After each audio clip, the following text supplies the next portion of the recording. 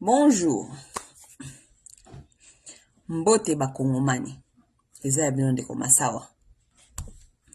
Bo dimanche, bino mingi bokendaka na ba église. Bao bozali to solola, bao bozate. Bon, to solola ta bokolanda ta video na sima. Bongo te. Bon, nange na sele bino mwa video moko lobi ya muke, pon makambi ya Koffi Olomide me na moni lokola ezaki ko déranger nga na kokai ko upload yango te. Bon, nazaki obligé na delete yango comme ça peut-être au ça la live comme ça to yokana. OK?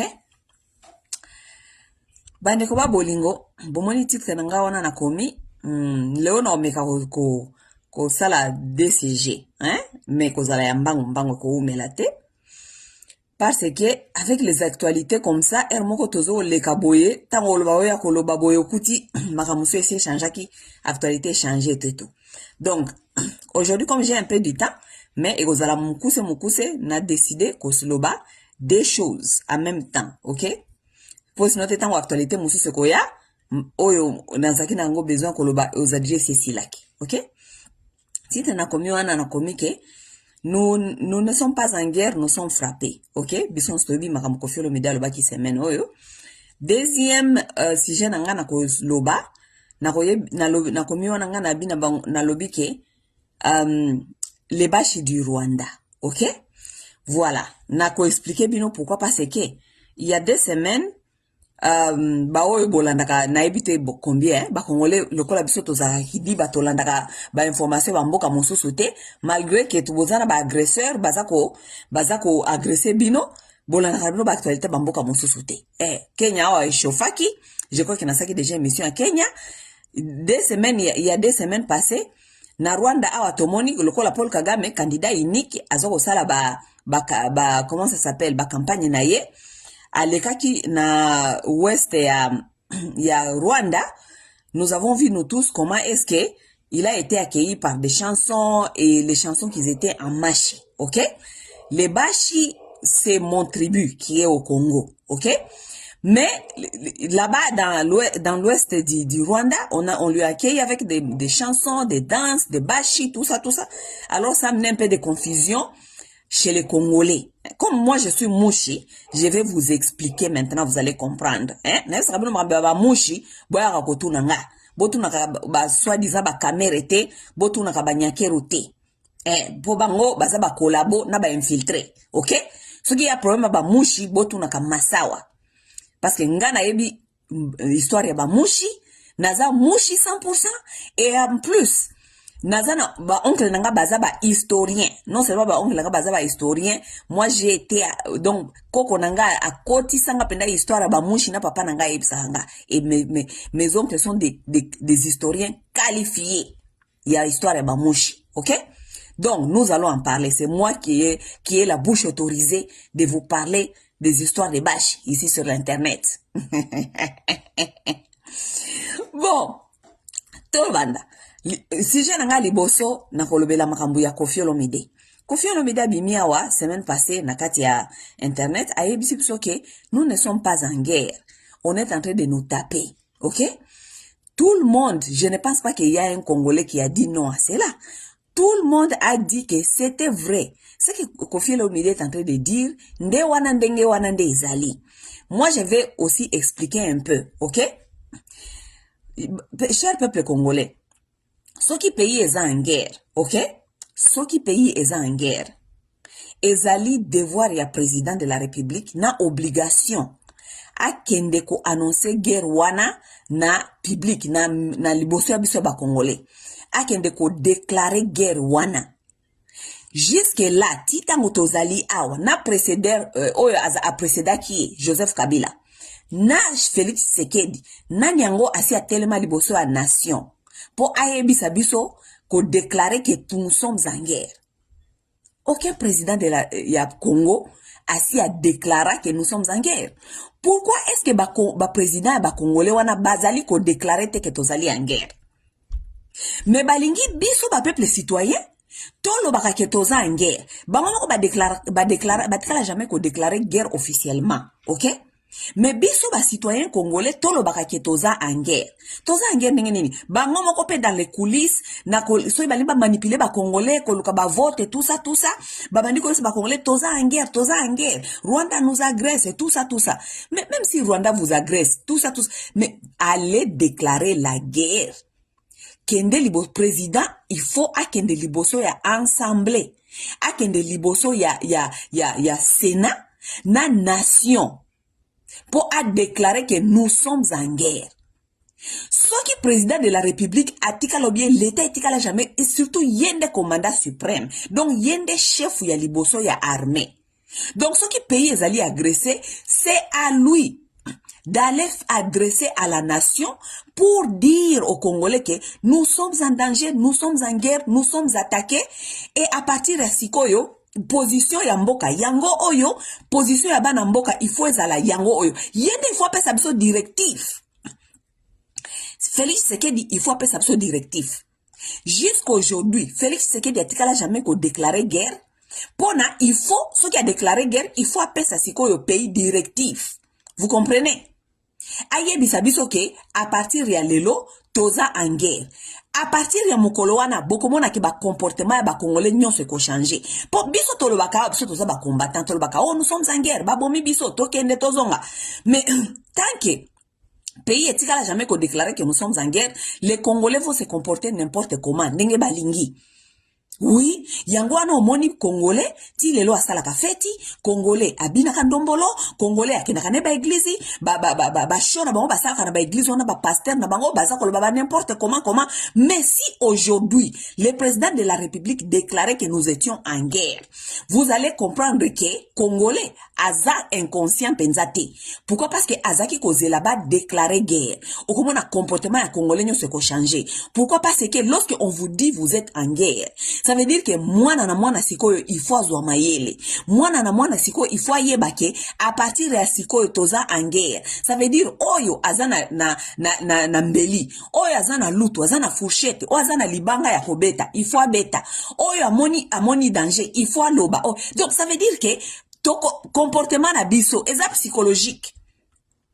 Ce que je suis en train de vous dire est psychologique.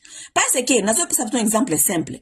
Vous êtes dans une maison, là où il y a le feu et bimi kuna na cuisine, ok?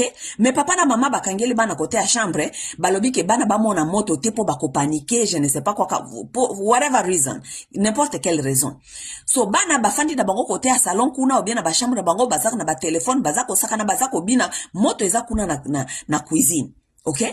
Mais ce qui papa na maman babini kuna na cuisine te baya ko alerte bana bakana babine moto eza na kati ya ndako. Est-ce que bana bako ozwa conscience que moto eza na ndako? Bako ozwa conscience te ba o continuer ko saka na ba tablette na bango, n'est-ce pas? Bosikoyo ti lelo ye Félix Tshisekedi nano ayebisi ba congolais te ke toza en guerre.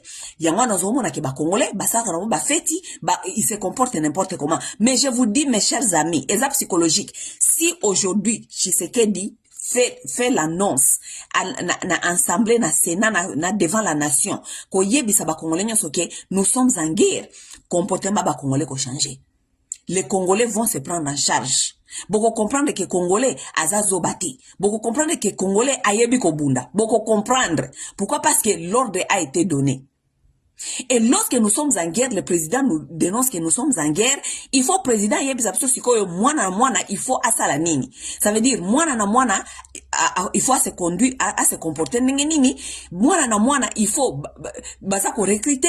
Mwana il faut contribuer. Oui, mais président ngo atikala ko sala yangote. Kofi Olomide, soi-disant, convoqué ye balobi ke makambo alobi wana eza malongate parce que ezali lokola azali ko décourager je ne sais pas basoda. OK. Toboite. Kofi eke azali ambassadeur à culture azali ko décourager basoda. Toboite. Kofi Olomide ambassadeur à culture. Ambassadeur ya culture wana bopesa yango titre ya batu mwa ebele, bopesa ba Gims, bopesa ba Daju, bopesa mwa batu ebele ntina soki Vanderam, soki ya Belge wana. Azaka yepe ambassadeur ya culture, n'est-ce pas? Bopesa bango so ba passeport. un état irresponsable comme nous sommes, état ya Chilombo ya irresponsable, Chilombo atikala jamais ko benga batu wana nyonso apesa bango ba passeport diplomatique te soit disant bazali ba ambassadeur ya culture, atikala jamais ko benga bango, ko fandisa bango, ko pesa bango directif, ko yebisa bango ke passeport oyo topesi bino bozala ba ambassadeur ya culture, ça veut dire que bozali lokola ba fenêtre ya mboka libanda, batu nyonso basoki ba moni bino à partir ya art na bino baza ko comprendre Congo. Message nini il faut bo véhiculer soki boza libanda kuna. Bo est-ce que tozali agressé, est-ce que toza en guerre, est-ce que yebisa bango message clair. Chilombo na gouvernement ne batika la jamais ko salango. Bazuka ka babengi ba flatter kaka batu lokola ba gimse, ba daju ba kufiolo mide po ba yebike bazali ba leader d'opinion. Po sikoyo batu wana siko ba flatter bono ba passeport diplomatique po batu wana baba na ko salela bango siko musala bango ya salité ya proxy. Soki bazana ba campagne, soki bazana nini, yembela ngai. Mais ambassadeur ya culture. Soki bolingia sala musala, mais il faut bopesa yepe agenda ya guerre parce que batu nyonso na monde bayebi ke Congo ezali en guerre, sauf ba dirigeant na bino moko bayebi te ke toza en guerre, soi-disant. Ok, loko la guerre ekoma nango cop ekoma nango eloko moko ya kobomba eza ya kobatama biso toza bango bazali ko lia mbongo ya ba congolais bakosa biso ke o toza en guerre, mais jamais batikala jamais ko déclarer guerre publiquement officiellement na mboka. Ok, yibangwana bazwi ba kofilo mide ba pesi bango ba passeport. Oh bozali ba ambassadeur ya mboka, o bozali ba ambassadeur ya culture, ba ambassadeur ya mboka. Bo pesa bango te message clair oyo bakondo koloba kuna libanda. Nous sommes en guerre, tout le monde les connaît. Tango ba musicien na biso ba bimaka wa batuna ka bango. Mais là votre pays est en guerre, vous êtes agressé. Qu'est-ce que vous dites? Mais bolingi batwana baloba nini parce que le pays n'a jamais donné un message clair à ces gens qu'ils appellent les ambassadeurs de la culture. Batkala jamais ko pesa un message clair que nous sommes en guerre. Tala ba Rwandais nyoso esika bakendaka, so ibalobile bongo kalikambo génocide. Nous avons été tués, génocide de Tutsi. Balobaka loko mususu te. Pourquoi? Parce que mboka na bango epesa bango directif. No matter what they say out there, yo continue kaka ko tape kaka ke génocide ya Batuti. Bango nyoso langage na bango za kaya ngomoko. Eza uniforme. Mais yabino ba ambassadeur ya culture, soit disant ba ambassadeur ya culture ba pesa bino. Bango nyoso bazana message te, bazana message ya uniforme te, bazana directif te. Tant ba oya libanda awa batuni bango, mais votre pays est agressé. Qu'est-ce que vous dites et tout? Landa bango, mutuno mutazaka na masolone ya betaka. Oh, nous sommes agressés parce que nous avons des coltans. Mususu kuna ko beta kuna. Oh, nous sommes agressés parce que les gens veulent nos terres. Mususu kuna ko beta lisolo. Oh, nous sommes agressés, nos mamans sont violées. Nous sommes agressés. Bazali na uniformité ya discours oyo bako pesa libanda. Pourquoi? Parce que ba dirigeant abino bazaba irresponsable. Bazana message te batikala jamais ko pesa directive, batikala jamais ko pesa un message ya koloba ke message oyo boko véhiculer libanda soki batuni makambi ya guerre parce que bozali ba ambassadeur ya culture yango oyo batikala jamais ko pesa bango. Mais lorsque ces gens-là vont dehors, on les demande des questions, ils disent ce qui vient dans leur tête, ils disent ce qui vient dans leur cœur, dans leur âme. Bakomi ba ennemi à gouvernement. Oh, il fallait qu'il tolo babongo. Pourquoi? Parce que yo, ozali ambassadeur ya culture, il fallait qu'il parle babongo. Mais est-ce que bino ba gouvernement bo pesa batuana message ya ko véhiculer libanda? Bo pesa un message te. Lorsqu'ils vont dehors, ils vont parler au cœur ouvert ya mwana ya mboka. Bazoko bomabiso, blablabla, guerre tozo comprendre te, baza coincé, ils ne savent pas quoi dire. Pourquoi? Parce que lorsque vous avez des parents irresponsables, comme vous avez Chilombo qui est irresponsable, moyeba na yeba bazala na message clair, correct et égalité. C'est ça le problème. Donc, boko pesa bako fiolo midete, musala ki ambassadeur ya culture, tango aleki na télévision batuni question, gouvernement na bino jamais etikala ko déclarer guerre, gouvernement na bino etikala jamais ko pesa bango directif ya ki ambassadeur wana makambo ya guerre makambo ya koloba, tango ya lobi makambo ezali correct, makambo bino na motema na ye tant que citoyen ya mboka wana, ale akomi ennemi ya gouvernement.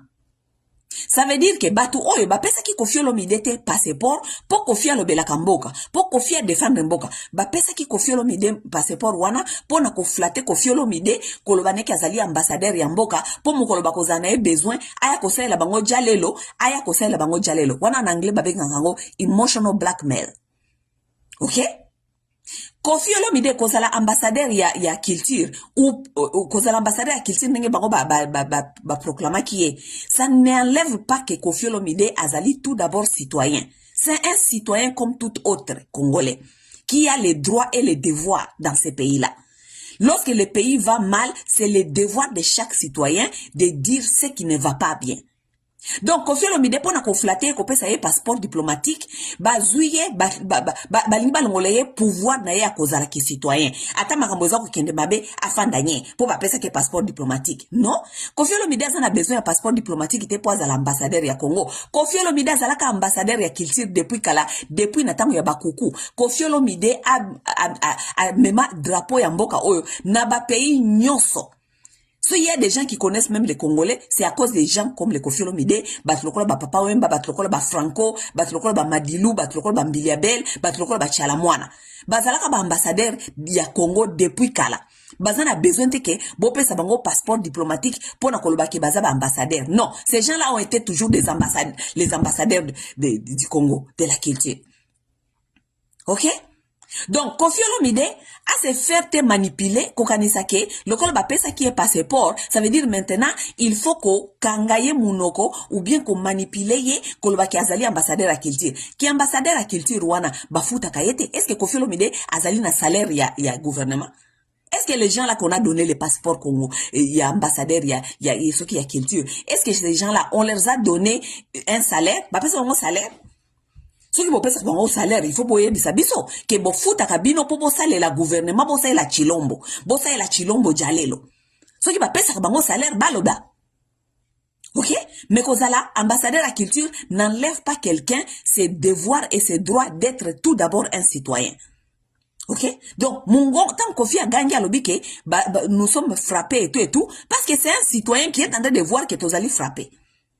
Il ne comprend pas. Depuis guerre banda, oh guerre, bo déclarer guerre te. Ba citoyen ba banda kotuna, ba tuna te et comme li bango ngambo.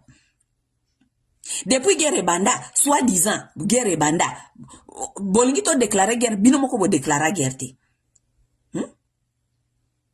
Bolingi soit disant ba ambassadeur ya culture na bino ba déclarer guerre batikala jamais komona masasi ezoko beta koto biso pe tozoko beta koto batikala jamais komona président bimi liboso batu ko déclarer guerre comme ça tozoko beta masasi bango pe bazako beta masasi batikala jamais komona bongo à un certain point mais bango pe baza ba peuple il faut banda komitu na ba vraie question, qu'est-ce qui se passe dans cette histoire? Ba peuple congolais mingi bakoma ko comprendre que guerre eza kope ya ba dirigeant, ya ba politicien congolais. Et comme place ya kobimisa likonda. Ba continuer ko kosa biso population, ko yebisa biso ke oh non, nous sommes en guerre, l'argent, ce qui vous tofan na kata pauvreté, toza ko koka kosala toza ko ba université, toza ko tongate, ba balaba to ko tongate parce que tout l'argent est en train de partir dans l'effort de la guerre. Mais pourquoi vous êtes en train de nous dire que bon ezo ke na effort ya guerre tandis que bino na bo déclarer guerre te? Guerre nini wana bino bozo bisa que l'argent est en train de partir dans l'effort de guerre. Guerre wana na bo déclarer en ngote. Quel effort de guerre? Effort ya guerre obozo ko bisa que bon ezo ke na effort ya guerre. Effort ya guerre bibundeli to tikala jamais komona mituka ya malonga. To tikala jamais komona to mona kan baninga na soneke bayaka bakoti na ba bibundeli na ba mituka na bango ba frapper biso bakei. Biso tozana bibundeli te, bozana eloko moko te, ba soda na biso baza ba wewa, ba mataka na wewa pona okende na front. Ba mataka na ba wewa kuna na babeni, ba wewa ya babeni kuna na ba butembo na ba kuna nde ba matisaka ba soda na biso na ba moto bakende kotika bango na front. Ezalaka te. Bango babike mbongo nyonso ya mboka ezali koleka na effort ya guerre. Ba soda bakendaka guerre na likolo ya wewa. Ba Congolais batuna te. Soki ba Kofi Olomide ba lobiso ba Congolais batuni bomemi ngambo. Totuna te. Na kati ya mboka ya guerre, soit disant toza na guerre, bambongo nyonso ezoke na effort ya guerre. Po bino ba politicien et comme bino kope bozoko lia mbongo ya bozoko lia mbongo ya peuple ya contribuable. Bozimbo ngana bo kaboli yango. Na kati ya guerre, bozolbi ke Kofi a reconnaître que tozali en guerre.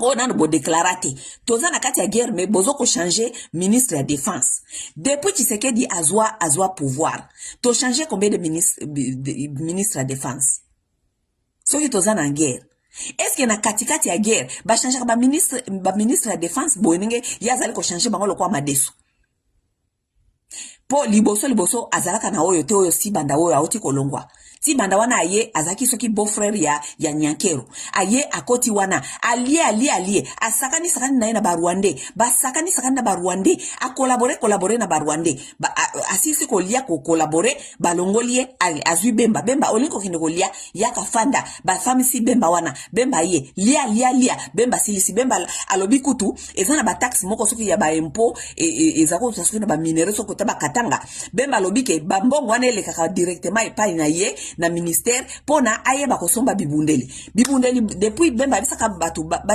mbongo ya taxe ya mbongo ya mboka ekendaka epai na ye po azwa mbongo kosomba bibundeli bemba tikala jamais kosomba bibundeli kaka moko tomoni eloko moko tosomoni bemba somba ezalaka ba drone bemba sombaka ezalaka kwendeka okangaka ba inkotani ba photo na zamba po ya kolakisa biso ki Barwande bazosaka na kata zamba bila ya bemba ezali nini tango azaki na ministère ya défense bila ya bemba ezali nini à part ba photo akenda kokanga na drone et puis drone na ye wana babeta ngo masasi ekoya bila ya bemba eza wapi bila bemba eza te bolongo li bemba wana mutu azangi bilan bomemi lisusu place mususu na ministère donc comment nango kope na bino yaka lia kende na kobanaka ko changer ka bino boye yaka lia kende tango ba congolais ba komi kotuna e komi bango de bibiso nde to komi batumabe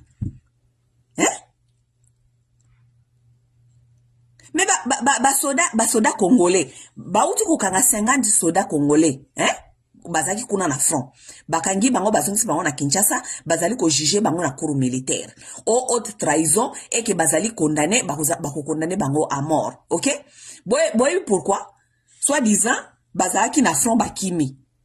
OK bazaki ko kende ko bunda bakimi basoda na basambisi bango basoda balobi ke bakima ki parce que bazaki na nzala bazaki 5 jours baliete yaya yo okene na front o sali 5 jours au liete baza kotindo ke na front salaire malonge zate bafuta ba $80 par mois ba mususu ba na $120 par mois bakenda ka bitumba na wewa na Butembo wewa keko déposer na front soit disant ska bazo kende akomi kuna alia kiti asali 5 jours aliete balobi akende ko bunda yaya yo kende ko bundo sali nani na kati na bino akosala une journée 2 jours aliete baisi akende musala akepe kuna sali musala perform nani mutute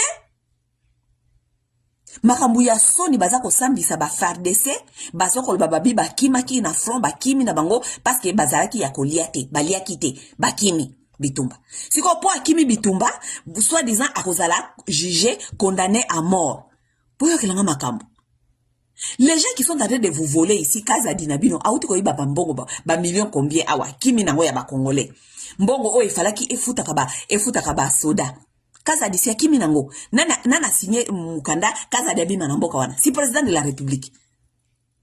Mutu ayiba ki ba million awa yena président na bino de la République Kamere ayibi bakoti na prison abimi na boloko mbongo o azaki inonsa mbongo totikala jamais komona bazongisi na ba fonction ye wana komi kotambola mokili mobimba komi susu kokota maboko na kesi ya l'état kozwa ba million kotambola kana bona ba Canada tout ça bango bazwa peine de mort. Peine de mort c'est seulement pour les fils du pays. Oyo azokende front soit disant botindiki akende front aliete 5 jours ake front na kiwewa azana na bibundeli ya malonga te akende kuna kokufa likolo ya buzoba na bino bangonde baza condamné à mort bino te bino bazali ko yiba peuple te pona mutu wana fa kende front azala na makasi ya kende front Tshisekedi na famina ye aw bayibi bino mbongo ya ram bayibi peuple mbongo ya rame kenda wapi toyebi te kota na bapoche na bango baza condamné à mort.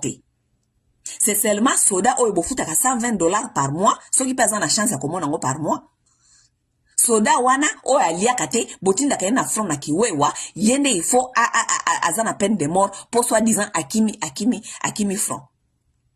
Voilà ma kamtozo traverser na mboko yo.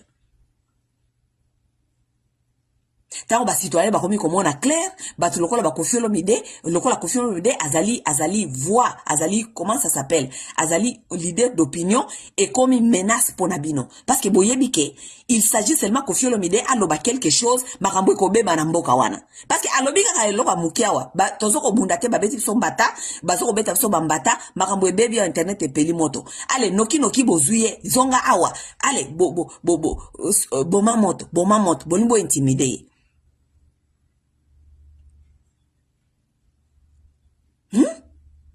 Ndema kamtozo lekisa na mboka wana yangu wana. Namoni bandeko na biso mususu ba combattant toyo kana kapere moko bandeko ba bolingo. OK? Namoni bandeko na biso mususu ba combattant balobi ke non, Koffi aza kolabo, aliaka na batuana, aliaka na bakutuana. Mais moi je pense que nous devons réfléchir parfois. Pourquoi parce que soki batu basala ka ba vidéo, soki ba kongole basala ka ba vidéo tilelo. Soki tilelo to sana kati ya combat, na kati ya résistance. Ba vidéo to sala ka c'est parce que biso toza tolobaka mikonyo soki parce que peuple faut avoir conscience. N'est-ce pas parce que tolobi ki peuple faut avoir conscience? Siko mutu na mutu batu nyoso bazwa conscience mukolo moko te. Conscience mutu na mutu azwa ngo na tana ye. Soki oya Olomide azu conscience bandi kozwa conscience sikoyo akomi koloba. Tang alobi non quand même elekisi. Bango bazana bana o baza kokola na bamboka wana o ifo batike la bana bango héritage ya mboka. Soki ba moni ke makambo zo kende bien te ba bandi koloba. Mais gloire à Dieu, ça veut dire ezali victoire ya combat. Victoire ya combat parce que bazu conscience ba komi koloba makambo o il fallait ki baloba depuis kala. Gloire à Dieu. Mutu azwa conscience lelo azwa ngolobi okuna soki azwi conscience combattant sali musala na ye a accomplir musala na ye. C'est ça le combat. OK? Donc bandeko ba combattant botia na se pourquoi parce que musala obinu bo salaka ezalaka po congolais azwa conscience. Musala combattant asalaka, résistant asalaka, ezali pona congolais azwa conscience, congolais ayeba ko revendiquer, ayeba ba droit na ba devoir na ye. Soki ba yebi ba droit na ba devoir na bango, alors gloire à Dieu. Ça veut dire que le travail des combattants a été fait. N'est-ce pas? Boye sa Koffi Olomide ba intimidé yete que ba pesa ye passeport diplomatique. Koffi Olomide a besoin de passeport diplomatique pour voyager na mokili mobimba. Il faisait ça depuis longtemps parce que passeport diplomatique wana avantage nango mingezali ko voyager ka biloko ningwana. Mais Koffi Olomide voyager depuis longtemps. Abano voyager depuis longtemps sans passeport. Ba oki ko intimider te balo banayi teke okolo makamona ngote poza ambassadeur pourquoi parce que bango moko mboka président de la république qui est commandant suprême atikala jamais ko déclarer guerre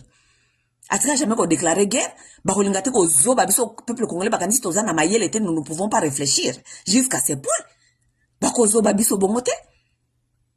Donc nous sommes des citoyens, nous sommes dans l'obligation de revendiquer et de dire et de demander des questions. Ces gens-là travaillent pour nous. Ceux qui ont la question, na inquiétude, ils doivent venir répondre. Ce n'est pas nous, baba ndawaka, bayaka kozora biso lokola ba esclave na bango, ba bandi ko intimider biso, ko yebisa biso ke bolo baka boite bolo baka. Non, ce n'est pas ça. Dis les alliés que vous travaillez pour nous. Les gens vous ont mis là-bas. Bazali ko futa bino, boliaka mbongo ya contribuable. Mbongo ya contribuable ezali mbongo ya taxe ya yo ya ngai ya okuna. Mbongo ya contribuable ezali mbongo ya mboka ezali mbongo ya kota ya ngai na yo na okuna. Bafuta kabino mbongo wana. Pobo sala musala. Ça veut dire que s'il y a un ça ne va pas, nous sommes dans l'obligation de vous rappeler, de venir nous expliquer pourquoi.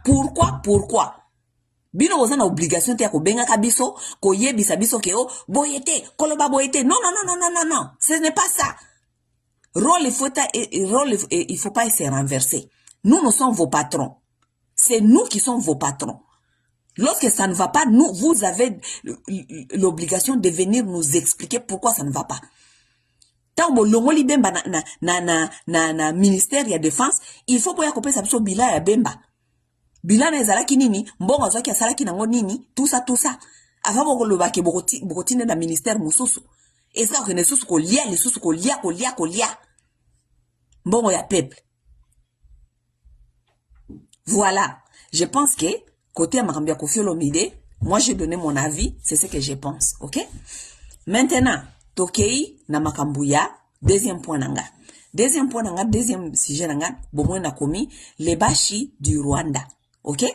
Les Bashi du Rwanda, pourquoi? Il y a 2 semaines, na Rwanda, bazana kati ba campagne électorale. Bien sûr, boyebi na Rwanda, pays dictatorial, candidat zala kaka moko, Paul Kagame. Paul Kagame, aza kosala ba propagande na ye, aza kotambola na Rwanda, tout ça, bino nyonso boyebi ke, akozonga lisusu président. Aleki na west ya Rwanda, il y a 2 semaines, l'internet ici, ça chauffait. Tout le monde postait, kuna Kagame azali kuna na Rwanda, bazako yembela ye na mashi, bazako binela ye na mashi, tout ça. Ok? Alors, confusion dans la communauté congolaise, dans la communauté même de l'Est de la République, ce qui est même grave, les gens de l'Est de la République qui ne connaissent pas leur histoire. Na yebi sakabino peuple congolais.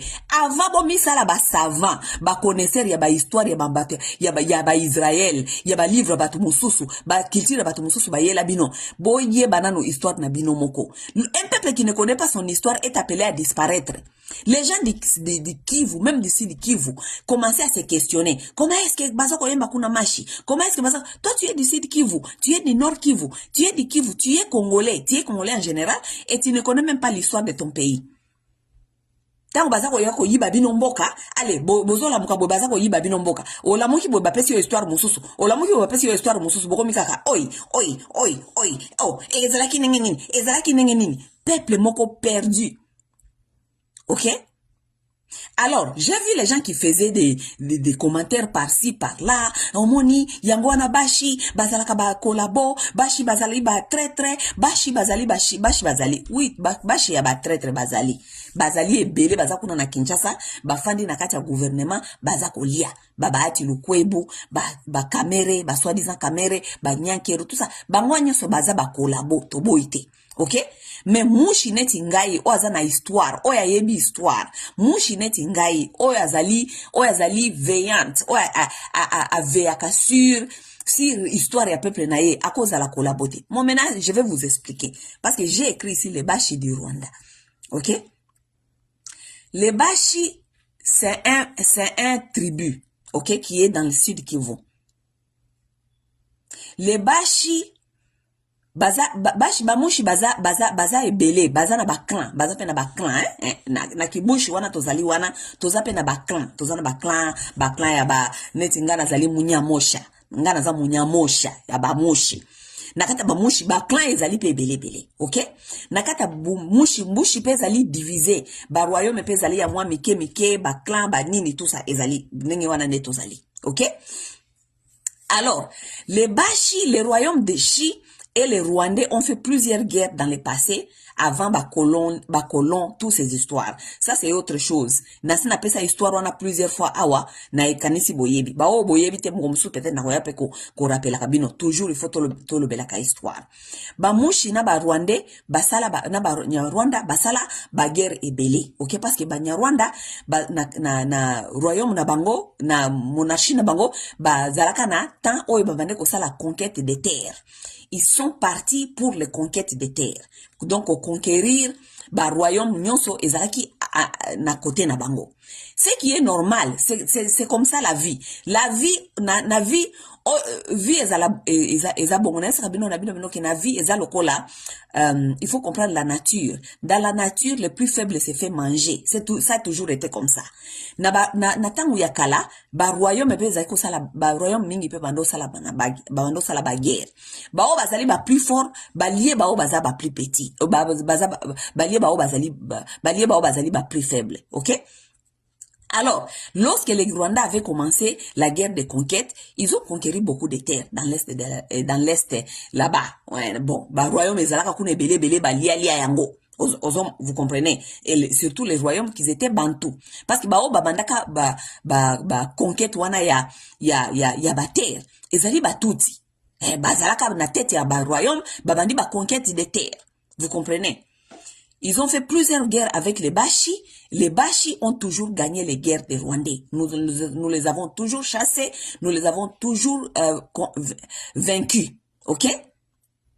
Donc, lorsque je parle maintenant des Bashi qui sont au Rwanda, je ne parle pas des Bashi qui ont été conquis, je ne sais pas, par guerre ou quoi. Non.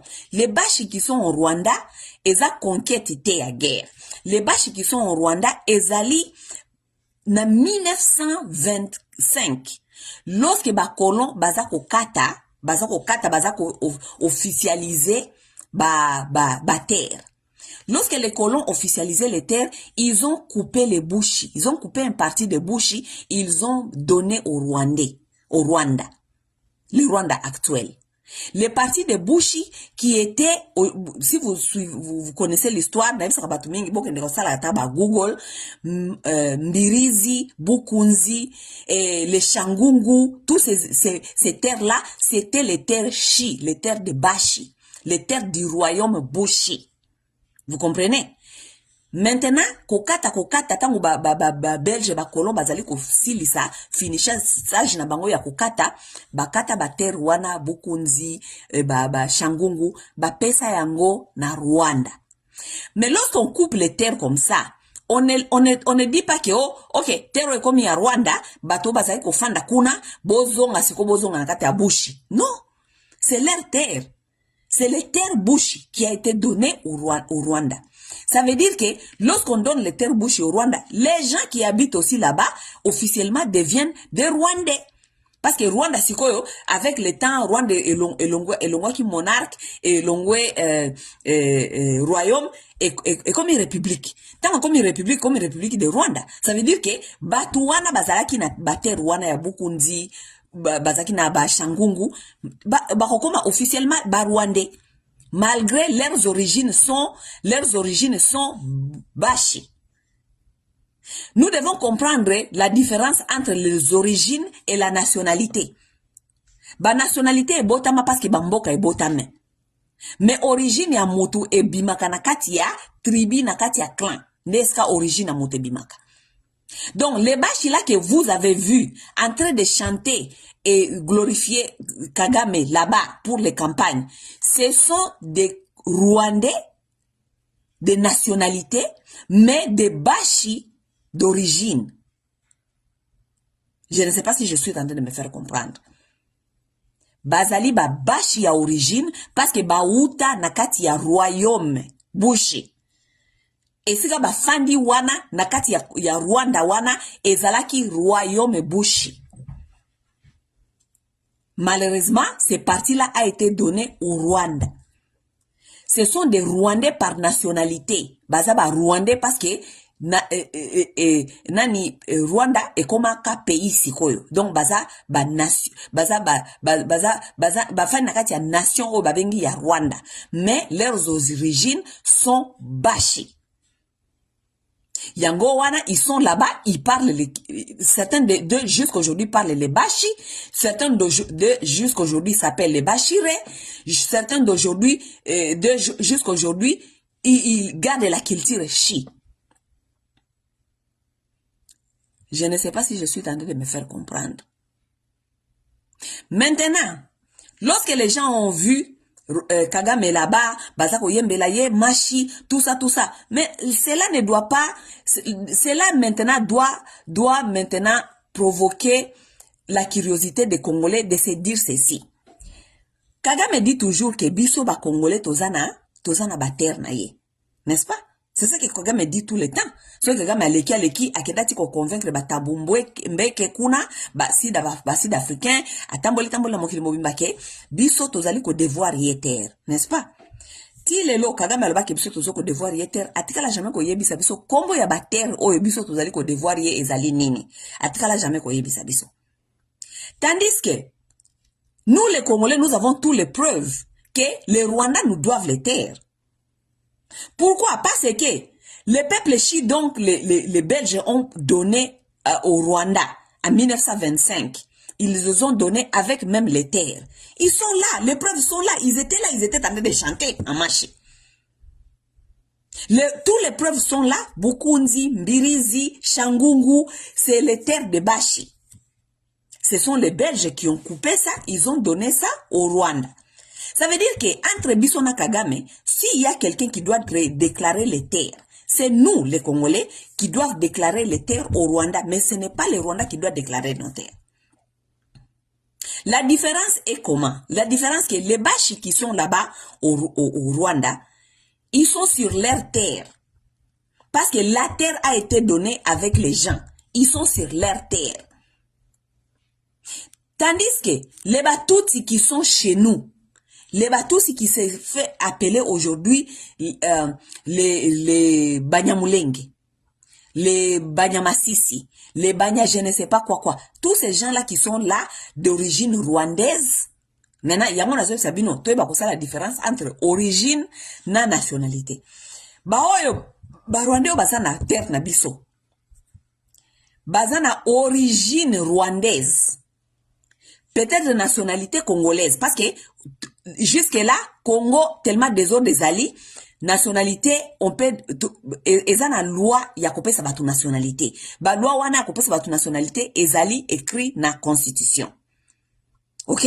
Bon, moutoki ko appliquer nationalité. Kozala na nationalité congolaise ne fait pas de toi congolais d'origine. Ça veut dire, ba Rwandais oyo bazana terre na biso. Bazana origine te sur nos terres. Mais ba mususu na bango bakoki kozana nationalité. Parce que nationalité ezali kokende selon ba loi ya mboka. Tango mboka ebotami tokomi Congo, tokomi Zaïre, tout ça. Okoki kokoma Zaïrois, okokoma Congolais, neti biso ba Congolais tango toyaka na ba poto awa, okoki kokoma Américain, okoma Belge, mais ozana ba origine te, ozana ba origine belge te. Vous comprenez? Vous êtes belge, mais vous avez d'origine congolaise. Na ba passeport ya Amérique awa, ba komelaka batu oza américain, mais origine na yo batiaka ngona passeport. Origine congolaise. Ça veut dire ozali na nationalité, mais oza na origine te. Donc les Bashi qui sont au Rwanda, ils ont la nationalité rwandaise. Pourquoi? Parce que Mboka, bafandi nakati kombo nango Rwanda, mais ils ont des origines Congo, ils ont des origines Bushi. Et ce qui est avantageux pour eux, les terres là qu'ils habitent même, ce sont leurs propres terres. C'est les Bukunzi, les Mbirizi et les Shangungu. C'est les terres de Bushi. Tandis que, Rwandais basé par Inabiso. Entre bamususu bakoza na nationalité, mais bazali na origine te. Ils n'ont pas d'origine. Pourquoi? Parce que origine est utaka nakati ba tribu nakati ba clan.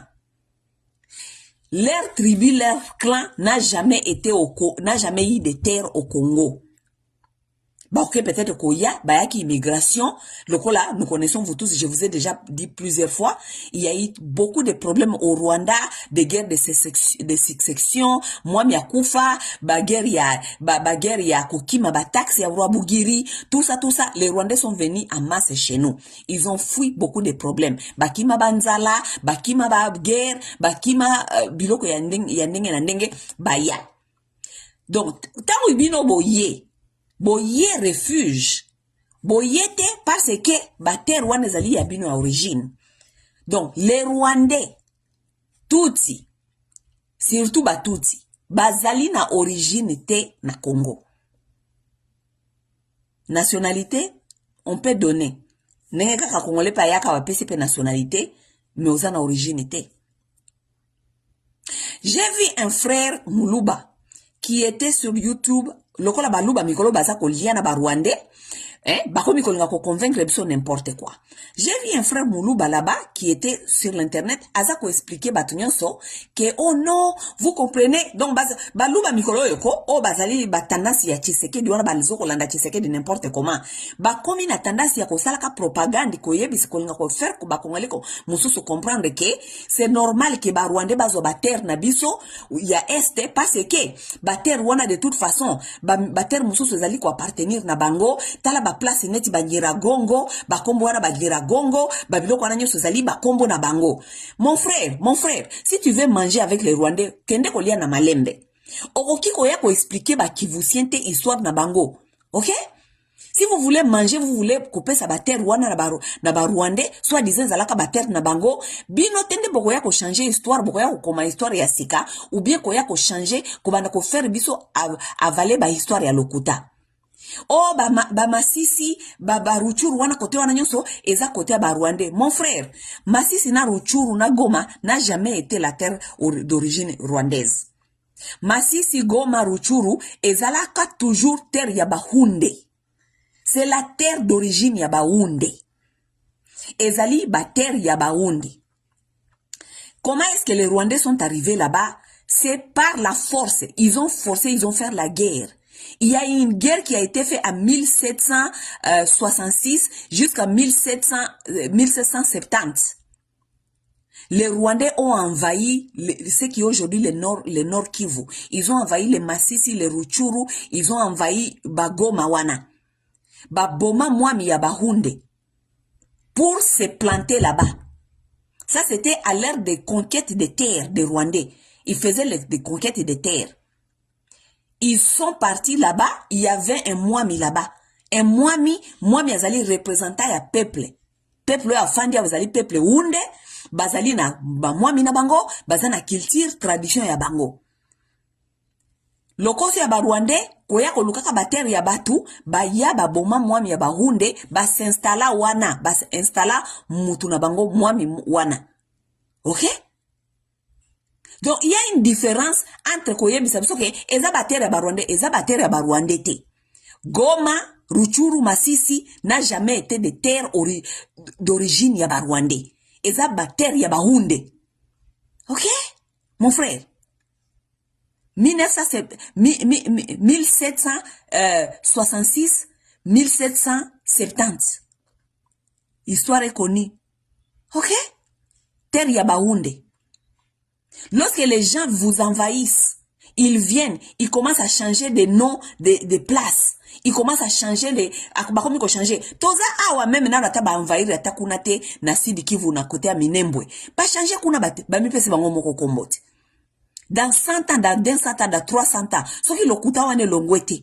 Ba wanda koyebisa batu ke oh biso tozalaka batu ya awa ba originaire, tozalaka toza ba nyamulenge, topesa ba terre comme na ngobwe, ko pesa parce que tant ba okoma na ba ko changer ba kombe ya ba espace.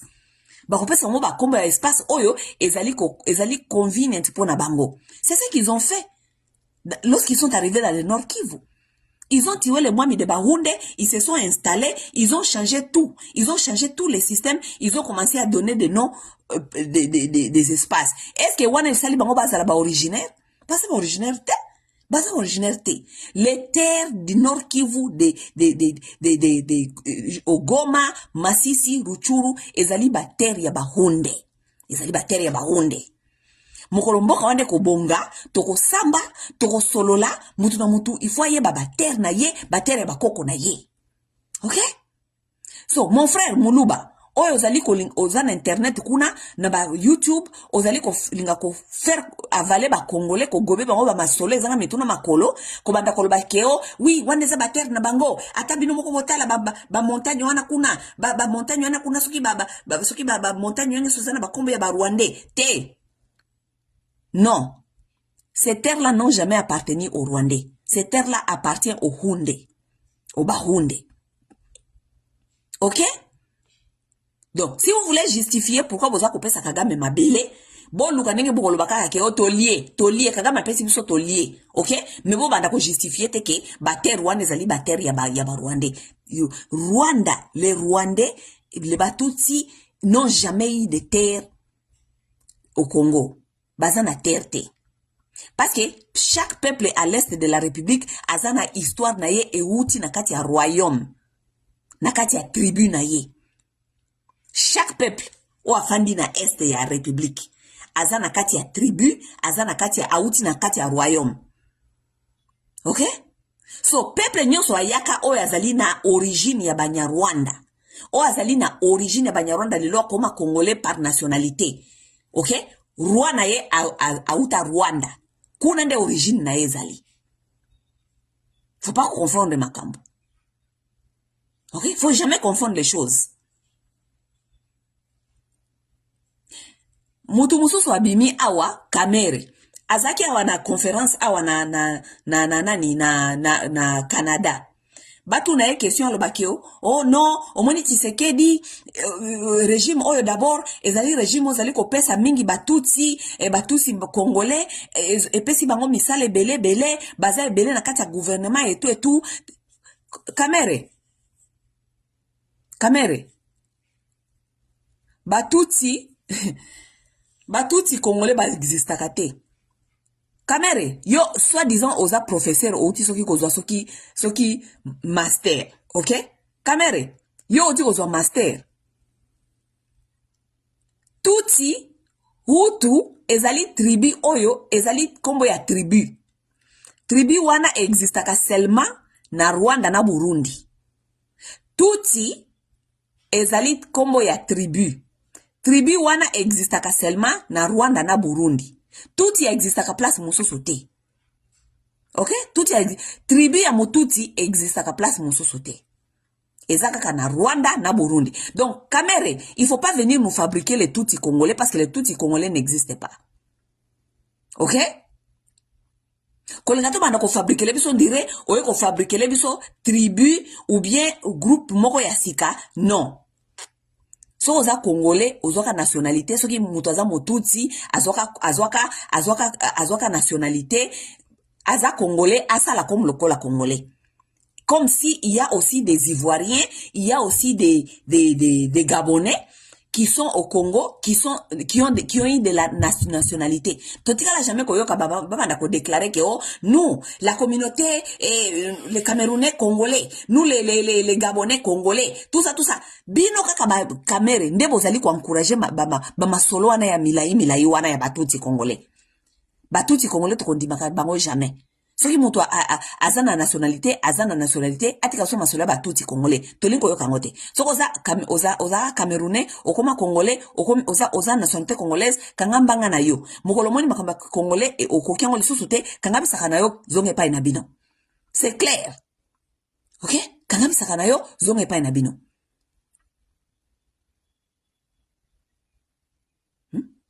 Vous voulez nous former les histoires là? Bozo ko lia mbongo ya Kagame, bozali ko lia na ba occidentaux, pour ya ko former le biso mama solo. Hein? Touti ezali tribu o existaka seulement na Rwanda na Burundi. Touti a existaka place mususu te. Oui, il faut pas non plus confondre. Ko confondre te banilotique. Touti azali famille na kati ya banilotique. Mais tout ezali tribu ya famille nilotique.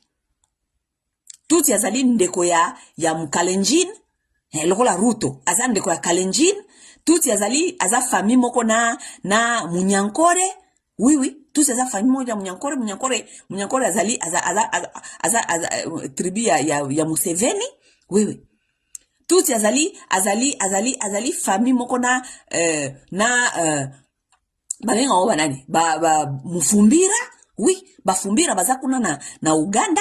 Bufumbira d'abord partie d'abord ya Rwanda. Bato ya James Kabarebe baza Bafumbira. Ya momoni James Kabarebe azalaka soda kuna na Burundi na azalaka soda en même temps soda na Uganda akomaka soda na azape soda na babenga oni na Rwanda. Pourquoi? Parce que bango ba se considérer kaloko baza famille moko. Ils peuvent travailler n'importe où et ska ba famille na bango wana ezali. OK? Donc Tutsi azali famille nilotique. C'est la même chose. Lokola boki ko confondre te Bantu bolo bake nakata famille Bantu doko peut confondre te parce nakata famille Bantu boku ta Barega, Bayombe, Bambala, bayanzi pende mupende azali muyanzi te. OK? Mupende aza muyanzi te. Mutetela azali murega te. OK? Babenga oba nani? Mumbala azali murega te. Mais bango nyonso bazali ba famille ya Babantu. Vous comprenez au moins? C'est la même chose chez les nilotiques. Chez les nilotiques, il y a des nilotiques. Mais na kati ya nilotique wana ba famille na ba famille. Donc touti comme tribu ya nilotique et existaka seulement na Rwanda na Burundi. Nde origine na bango ezali. Donc touti nyonso albio naza touti congolais. Ah oui, peut-être nationalité ozwaki, mais origine na yo eza na Rwanda. Kuna nde motolu na yo esike uta kuna na Rwanda ou bien Burundi. OK? Touti moko te aza na origine, touti moko te aza na origine congolaise. Te. Batusi baza na origine congolaise te. Mais sikoyo congolais, oyeba ndenge nini parce que histoire ya yo oyebite yo congolais okoma kaka mutu ya lola. Okoma mutu ya Israël, okoma bana ba palestinien balongwaka boye bazonga boye ba mata boye. Moïse alobaka to kende atoti ba palestinien. Yoka bangone ba expliquer ba histoire batu mososo. Histoire na bino moko bozali wana baza ko yiba bino mabele, mboka ezali ko kende invasion, tout ça vous ne connaissez même pas. Lobi attend ba ya roboto la bino terre na ba yunguli terre ba memi parce que Kagame makamna za ko makana place nyo sa ko bisa batukeo ba Congo eza na terre na ye. Congo eza na terre na ye. Ti lelo officiellement mboka na biso tikala jamais ko lobana Kagame ke ozana ba terre wa te me bino nde bozana ba terre na biso. Parce que nous aussi on peut déclarer ces terres là. Toko déclarer ba Shangungu, toko déclarer ba Mbirizi, Mbukunzi, tous ces terres là nous pouvons les déclarer. Pourquoi te déclarer en moté? Rwanda zana ba terre oyo soki ba allemand ba pesa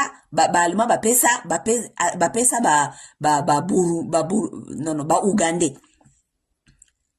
Hein? Oh, olubi caméra. Bring camera on. What's that? Oh, anyway. Rwanda azana ba terre o ba allemand na après colonie wana ba okata mabele ba terre ya Rwanda ba pesa yango ba Ougandais. Parmi ba terre na bango Bufumbira et pas James Kaberebe auta Bufumbira. Rwanda tikala jamais ko kene ko senga terre wana pa Museveni. Atikala jamais. C'est historique, c'est là-bas, c'est écrit. Bon, nous la Bufumbira, bota les terre rwandaise, oyo ba allemand, bakabela, ba Ougandais. Mais Kagame akenda akuna te kosenga terre wana ozali koni même par le nom. Il va pas là-bas demander ces terres-là. Mais il vient demander des terres au Congo, les terres qui ne sont pas connues, terres oyo qui comme ça jamais que terre oyo, espace oyo, historiquement, ezaboye, ata mon côté, aki jamais comme ça terre mon côté par nom. Jamais. Mais il peut même pas nous dire de quelle terre il s'agit, mais il va faire sa propagande ici partout au monde que biso toza ko devoir yeter mais gouvernement na bino e fana na ngonye e lo baka na ngolo côté lelo ba taliban ba komi ko adopter même langage ya Kagame po ba yebisa biso ke o moni baruchuru ba Masisi ba côté wana nyonso ya Goma ezalaka ya ba Rwandais veut nous faire avaler les choses qui sont historiquement connues que les Rwandais au temps du royaume les Rwandais a envahi excusez-moi, que les Rwandais avaient envahi les Burundais à 1766, aussi à 1770. Ils ont envahi les Burundais, ils ont pris les terres de Burundi à Tiwaler Mwami. Hein? Oh, et combien d'années?